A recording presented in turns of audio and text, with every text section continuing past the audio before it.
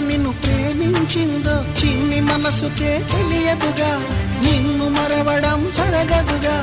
ఎందువల్ల నువ్వు కాదన్నావో ఎదురు ప్రశ్నలే వేయనుగా, ఎదురు చూపులే ఆపనుగా. ఏనాటికో ఒకనాటికి నీ ప్రేమ సాధిస్తా. నిన్ను చూడాలని ఉన్నా,